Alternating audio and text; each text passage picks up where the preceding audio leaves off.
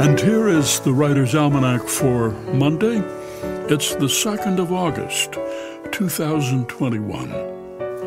It was on this day, 1776, the Declaration of Independence was actually signed in Philadelphia by 56 delegates of the Second Continental Congress, not on the 4th of July, but on the 2nd of August.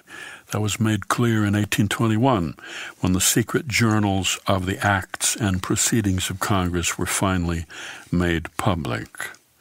It was on this day in 1932 the American physicist Carl Anderson discovered the first physical evidence that antimatter was more than just an idea. Physicists had been speculating as long ago as the late 19th century that there may exist particles in matter that are exact opposites of the matter that surrounds us, mirror image anti-atoms, and perhaps even whole anti-solar systems, where matter and antimatter might meet and annihilate one another. Carl Anderson, on this day, 1932, was photographing and tracking the passage of cosmic rays through a cloud chamber, a cylindrical container filled with dense water vapor, lit from the outside, with a viewing window. When individual particles passed through the sides of the container into the saturated air, they would leave spiderweb tracks of condensation, each type of particle forming a uniquely shaped trail. Anderson noticed a curious pattern, a trail like that of an electron with an exactly identical but opposite curve, an electron's mirror image, evidence of an anti-electron.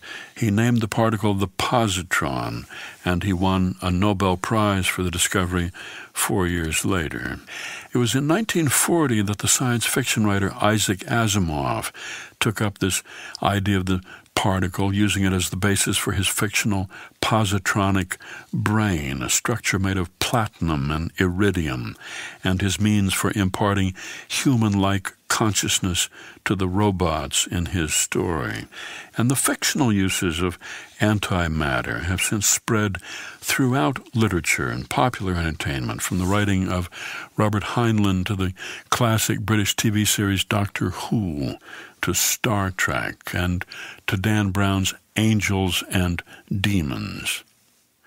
It's the birthday of the novelist and essayist James Baldwin, born Harlem, 1924, oldest of 9 children, family dominated by his stepfather, a Pentecostal minister.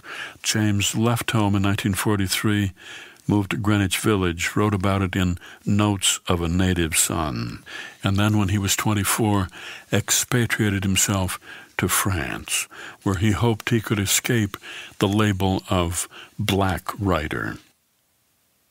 Here's a poem for today by Liesl Mueller, entitled Brendel Playing Schubert. We bring our hands together in applause, that absurd noise, when we want to be silent. We might as well be banging pots and pans. It is that jarring, a violation of the music we've listened to, without moving, almost holding our breath. The pianist in his blindingly white summer jacket bows and disappears and returns and bows again.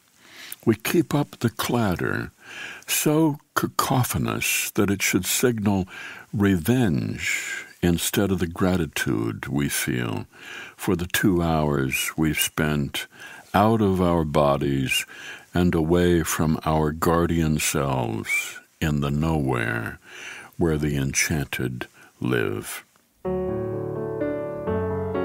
A poem by Liesl Mueller, Brendel Playing Schubert, from her collection Alive Together, published by Louisiana State University Press, and used by permission here on the Writer's Almanac. Funded by donations from listeners like you, now available on PRX for distribution by your local radio station. Be well, do good work, and keep in touch.